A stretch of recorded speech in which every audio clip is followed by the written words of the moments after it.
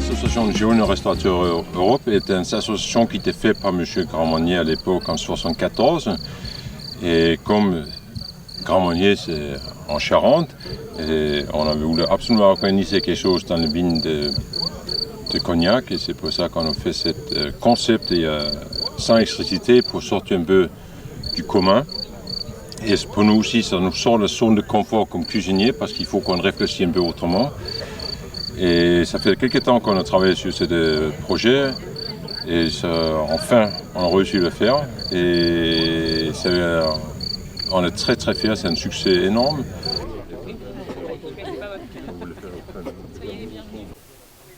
D'abord, c'est qu'on passe un moment avec cette association, avec des copains. On a vraiment une atmosphère familiale. Et d'abord, c'est pas un bon moment de partager. La cuisine, c'est partager. Et on partage cet événement, le plaisir qu'on se trouve ensemble et l'ambiance qu'on va faire ensemble, c'est partager, qu'on peut le partager aussi avec les gens, et ça fait encore plus plaisir.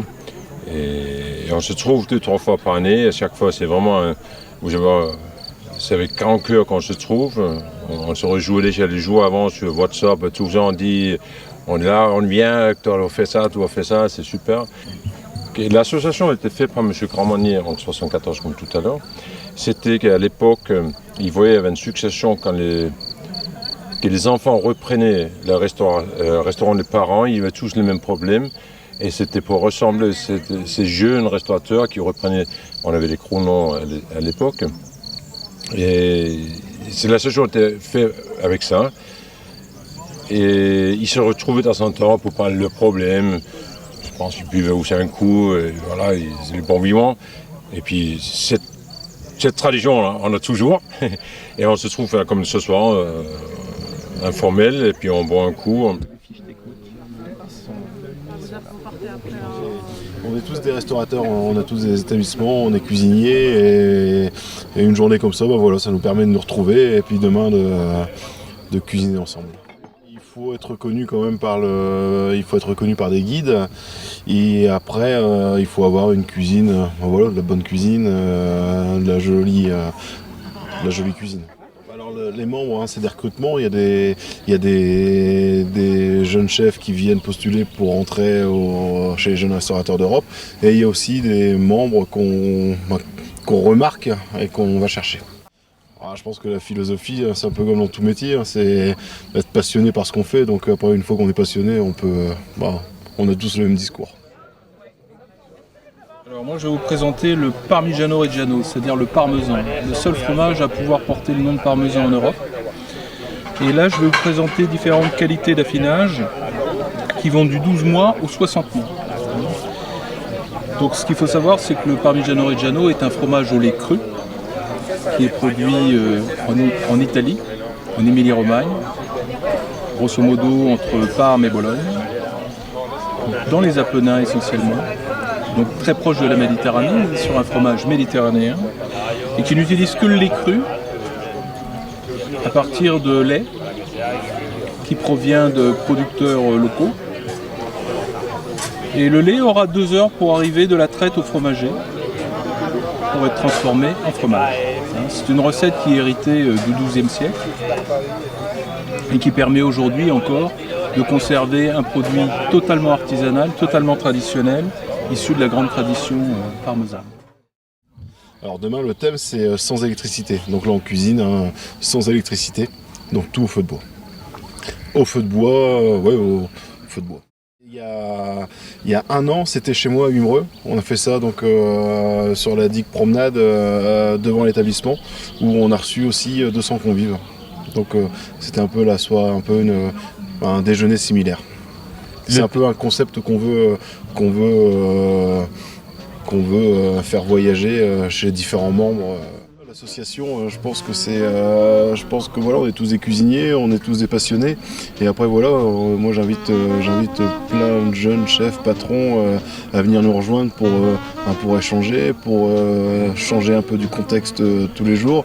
Et puis voilà, d'avoir le même discours avec d'autres cuisiniers sympas.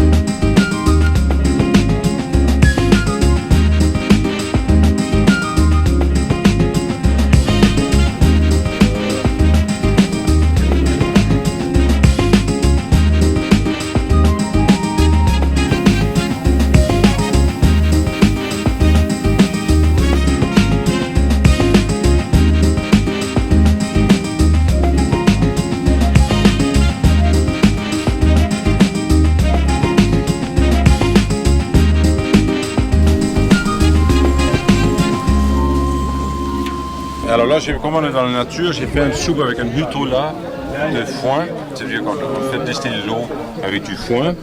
Et puis on a lié un peu avec la crème de la Charente, et puis on a mis un peu de truffe de l'été dedans, pour un peu de goût de terre qui va avec le foin, pour revenir un peu à la campagne. Et c'est vrai qu'à la montagne, vous savez souvent les soupes de foin qui se fait, et je m'inspire un peu par ça. Voilà. Partager le moment, discuter un peu avec les gens. Vous êtes à tous les rendez-vous.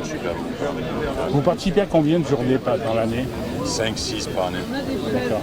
Et géographiquement, vous occupez toute la France, vous allez dans chaque région? Oui, j'ai essayé. Alors comme j'étais ancien président, c'est vrai qu'elle faisait un peu plus que aujourd'hui je suis un peu plus reculé.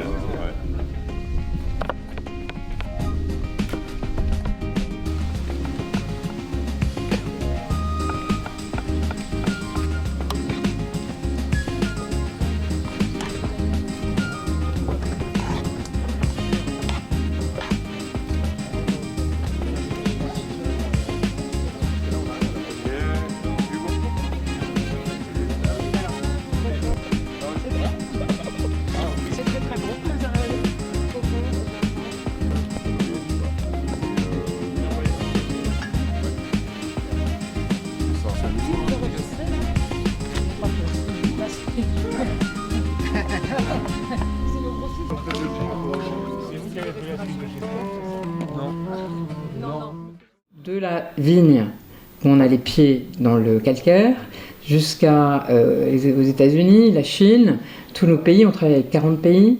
Voilà, tout ça c'est un éventail merveilleux. Et c'est ça qui est intéressant dans ce métier. Olivier Petit, qui est le directeur général, qui est mon partenaire, et nous sommes tous les deux la main dans la main, parce que sans lui, j'en serais pas là.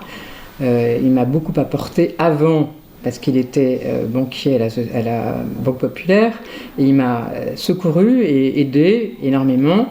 Et puis aujourd'hui, parce que c'est un partenaire émérite et qui fait un travail formidable, et qui a mis en place un marché parallèle à la vente de bouteilles qui est exceptionnellement bon, intéressant, grâce aussi à son réseau. Donc on travaille vraiment la main dans la main. Bon, et grâce donc Olivier qui avait dans son réseau un ami qui était président du Châtelard, le restaurant connu qui est à une vingtaine de kilomètres d'ici, dont le patron fait partie des GRE, c'est cette association des jeunes restaurateurs européens. Et ils ont décidé de poser leur marmite dans nos vignes pour faire un déjeuner au charbon de bois dans les vignes à Tireuil. Donc qui a amené toute une clientèle, leur clientèle, des tas de gens qui sont venus, on se connaissait il y a une quinzaine d'années, 20 ans, peut-être 30, et on a été ravis de se revoir, et ça a amené vraiment quelque chose de très très très sympathique à la distillerie, et une joie de vivre formidable. Aujourd'hui, la distillerie Limoisin exporte dans 40 pays, et on développe au mieux le marché français, qu'il ne faut pas oublier. Le marché français est très important pour l'image, pour l'authenticité de la maison. Donc on exporte dans 40 pays, Chine, États-Unis, Russie, comme tous les principaux acteurs de cognac, le Moyen-Orient, l'Afrique du Sud, l'Australie, et toute l'Europe. Donc on est vraiment très diversifié. Et on a absolument tenu à redévelopper le marché français, parce que le marché français est un marché d'image, et un marché auquel on croit, parce que c'est très important d'être présent en France. Donc on s'efforce de développer le marché français au quotidien. Travail de fourmi, les beaux établissements comme tous les JRE, etc. etc. Et donc chaque nouvelle étoilée où on rentre, c'est une victoire, tout simplement. Voilà, parce que c'est la renommée de la maison. L'authenticité, la qualité des produits qui est reconnue par les étoilés. Et donc c'est très important pour nous. L'histoire est simple, démarre de notre re-rencontre avec Yvan, le patron du Châtelard, où on a refait connaissance, malgré que ça fasse une dizaine d'années qu'on se connaisse. Et l'idée est venue d'un échange commun entre tous les deux, de faire un événement pour les JRE dans un endroit un peu insolite, un peu à part. Et donc c'est naturellement que c'est venu de travailler avec la distillerie, parce qu'on travaille déjà ensemble avec le Châtelard, et donc ça nous permet de faire connaître nos produits, et surtout de les faire connaître eux, et qu'ils soient référencés encore plus sur le secteur parce que c'est que des beaux établissements, la preuve de ce qu'on a mangé aujourd'hui. Je représente la bannière collective du syndicat général des vignerons de la Champagne, bannière collective qui s'appelle Champagne de Vignerons. Cette bannière regroupe des producteurs de champagne, des vignerons artisans, très attachés à leur terroir, qui font des vins avec une forte typicité et que nous essayons de promouvoir auprès des restaurateurs parce que le vin de champagne doit quitter la sphère apéritive ou la sphère du dessert pour entrer dans l'ensemble de la gastronomie française. Et on a une telle diversité en Champagne, avec les assemblages, avec les dosages, avec les cépages.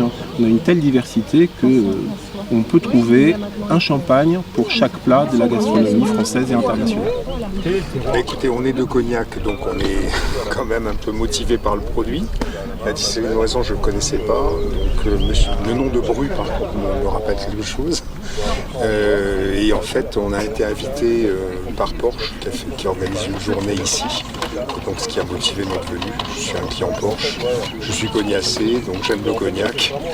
Cet ensemble de choses a fait que l'idée aussi d'avoir de la cuisine faite par des chefs en plein milieu des champs, avec simplement du charbon et du feu, je ne sais pas trop exactement comment ça va se faire, me plaisait bien. Ouais, ce que je suis venu chercher, c'est une expérience différente. Quelque chose de nouveau, voilà, et puis surtout du bon temps, passer un bon moment avec quelque chose qui est bon et ça commence très bien. Ouais. Vous venez d'où? Alors on est d'Angoulême, mais en fait on vient d'arriver dans la région. Ça fait à peine moins d'un an qu'on est ici. Et du coup on découvre le cognac et tout ce qui va autour et on apprécie beaucoup. Ouais. Et puis même ici on découvre que c'est le cognac aussi. Donc tout à l'heure on était dans la voiture, je dis ah bah tiens on n'est pas venu par ici encore. Et hop d'un seul coup on se retrouve au milieu des vignes alors qu'on vient de quitter Angoulême et on est ailleurs d'un seul en 2 temps 3 mouvements. C'est assez étonnant, hein, assez étonnant. Et vous venez de vous-même ou vous avez été invité? On a été invité, on a entendu parler, voilà. On a entendu parler par quelqu'un qui organise et donc on s'est dit ah ouais tiens sympa. Donc j'ai pris ma journée spécialement. Hein. Ouais. Alors du coup là vous avez une sorte de petite focaccia cuite du coup dans un four à bois. Vous avez tout simplement ensuite une petite crème montée juste au siphon, sans sel, sans poivre, aucun assaisonnement, nature avec le caviar Sturia. Et puis une petite crème dessus, légèrement végétale pour apporter un peu de fraîcheur en fait, végétale. Et à côté, vous avez un pain qui est fait au levain aussi, un pain au levain qui est fait avec du piment doux fumé. Vous avez de l'estragon et de la ndouja. La ndouja c'est une forme de pâte de chorizo, mais plutôt italienne, de Calabre. Et dessus vous avez un parmesan de 36 mois, vieilli 36 mois. Donc c'est vraiment le produit le plus brut. Pour vraiment goûter ce type de parmesan, je conseille de pas trop le cuisiner, mais juste soit le râper, couper en tranches comme ça pour vraiment avoir toutes les saveurs optimales de ce fromage. Voilà. Voilà, on est venu vivre une expérience d'un déjeuner gastronomique au milieu des vignes. Merveilleuse, elle va être merveilleuse avec des bons produits, un cadre magnifique. Je pense que tout est réuni pour passer un bon moment. Voilà. Vous connaissiez le domaine des Moisons? De nom. De nom uniquement. Mais on n'était jamais venu en fait la visiter. Ça a très bien commencé ce matin. On a fait un tel réveil ce matin, comme à l'armée. Tout le monde est cas debout dans le cours et on a attaqué. Et tout le monde est en place pour que la journée soit merveilleuse pour les gens qui rendent visite, parce qu'il y a beaucoup de monde. Ouais, on est pas loin de 200 là, ouais. Et qui va faire une renommée supplémentaire au JRE. Ah ben c'est pour ça qu'on les fait aussi. Mais quand on le dit, c'est pour aussi de partager notre passion, notre envie de faire des choses et puis passer un bon moment ensemble. La cuisine c'est que du bon moment. C'est ça? C'est ça, c'est faire découvrir notre passion aux gens. Et loin de chez vous? L'année dernière chez vous? L'année dernière chez moi, ouais. Après cet hiver on était à la montagne, là on est là à Angoulême, donc c'est sympa. On voyage. Vous êtes dans vos objectifs. Voilà. Très bien.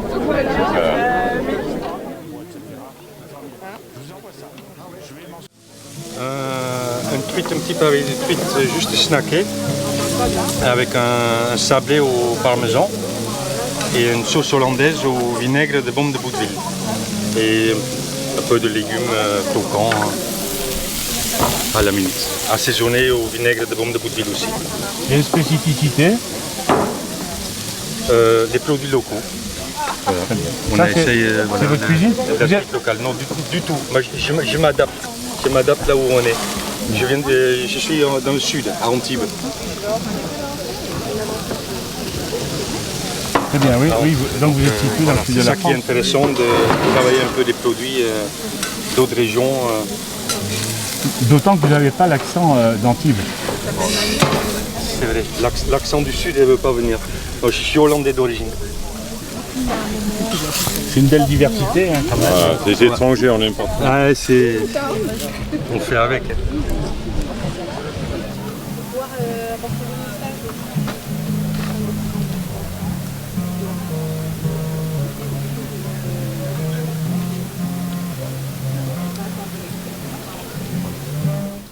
Estamos preparando presa paleta de ibérico, adobada con soja, mostaza de Dijon y champán.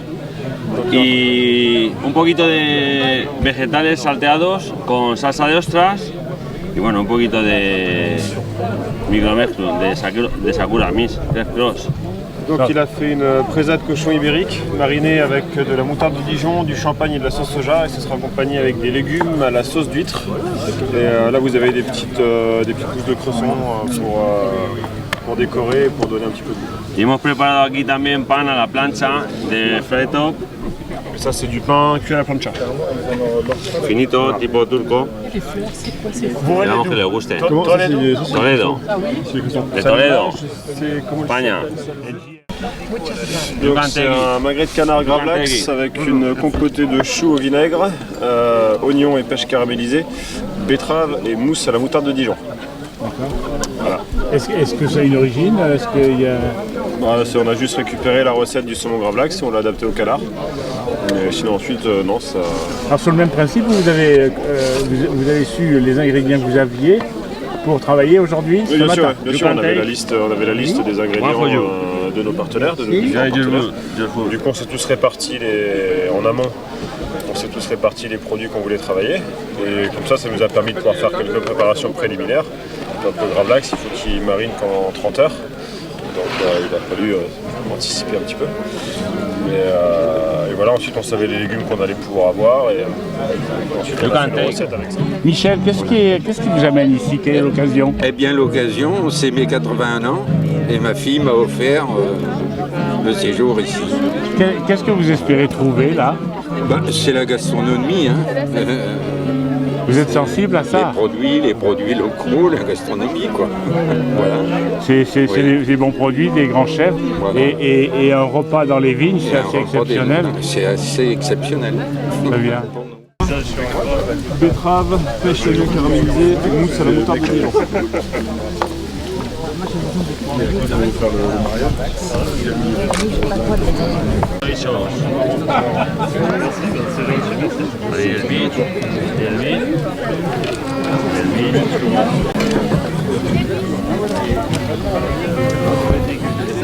Charles, tu peux nous présenter tes produits? Oui, alors avec plaisir. Donc on est sur un bœuf de l'Aubrac maturé. Du coup, on sert une petite glace au chêne pour vraiment mettre en avant le travail du tonnelier. On ajoute une escumade pomme de terre pour apporter le côté vraiment onctueux.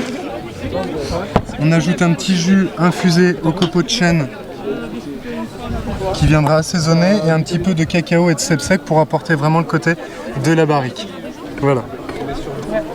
À Jarnac, on est en face de la gare, c'est le restaurant le Véritable. Ça fait 5 ans qu'on est installé avec ma femme et voilà, on essaye de mettre en avant les producteurs locaux et surtout de se faire plaisir et faire plaisir aussi aux clients. Et votre motivation à participer à ces journées? Les JRE, parce que c'est un moment vraiment de partage, de convivialité, on passe un bon moment et de sortir un peu de ses cuisines, ça fait toujours du bien. donc voilà quoi. Non, j'ai travaillé avec Julie, non, c'est pas mon épouse. Mon épouse Elle doit être elle est un peu plus loin là-bas, elle sert sur un autre stand. Vous participez à combien de manifestations de ce type dans l'année? Il me semble qu'il y en a à peu près, de cette envergure, il y en a à peu près 5. Voilà, moi ça fait pas longtemps que je suis rentré dans l'association, ça va faire quelques mois. Il y en a déjà une en Normandie. Et voilà, celle-ci en plus elle est dans notre région, donc je suis vraiment content de faire découvrir un peu notre savoir-faire et voilà quoi. Dans un domaine très connu. Ouais, dans ce domaine-là, c'est vraiment magnifique quoi. Quand on est arrivé pour le visiter, ils sont vraiment généreux, ils ont des produits vraiment de qualité, tout ce qui ressemble un peu au JRE quoi. Merci. Merci beaucoup.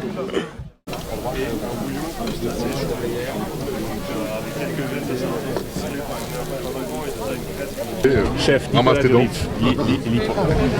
Lisa. Je présente une huître noire, voilà, donc sur une petite compotée de poivrons aux épices à saté. Donc un mélange de curry, de pâte de sésame, de curry rouge, de curry jaune. Les huîtres de Johan Leclerc, donc c'est des huîtres décortiquées, vendues en barquette comme ça. Un produit exceptionnel, très très super. Pour nous, la restauration, c'est juste top. Voilà, on a une huître pareil du début à la fin. Le goût y est toujours, on a toujours ce côté très iodé, très côté marin.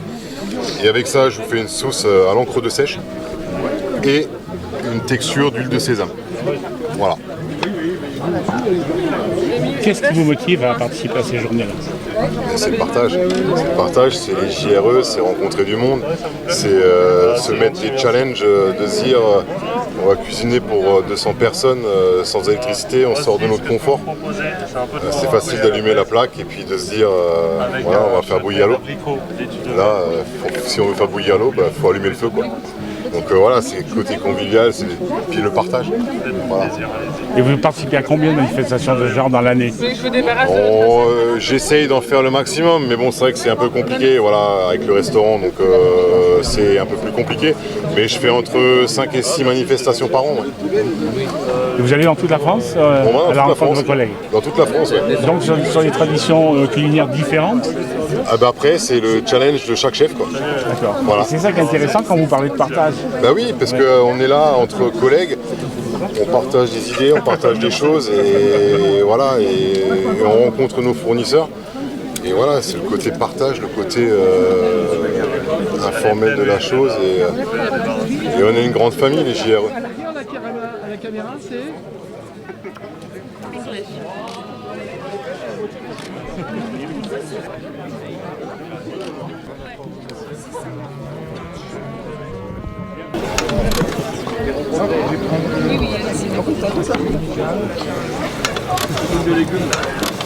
Ça, c'est un produit pas mal de temps. C'est un produit qui est beaucoup plus puissant en goût. Ça va s'apparenter un peu à un vieux fromage. Dans le fond de la gorge, ça va gratter un peu la même sensation qu'un vieux fromage, quoi. Hop.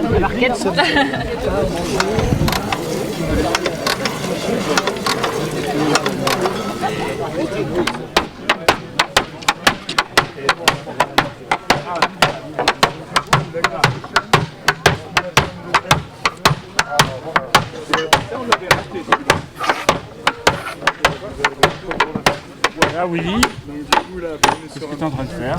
Je suis en train de resserrer mon fût, on est en train de faire une chauffe qui est assez poussée en collaboration avec le véritable à Jarnac qui a créé un menu autour du chêne et de la barrique.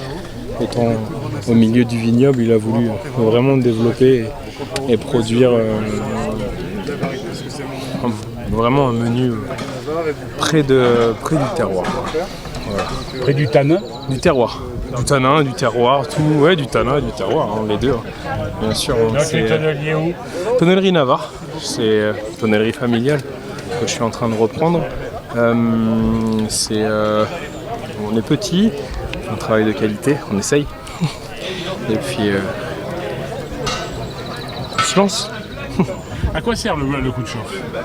La chauffe va vraiment donner le goût et la couleur aux eaux de vie. Donc on est aux eaux de vie, au rhum ou au whisky. Donc là particulièrement c'est sur les eaux de vie de vin, de cognac.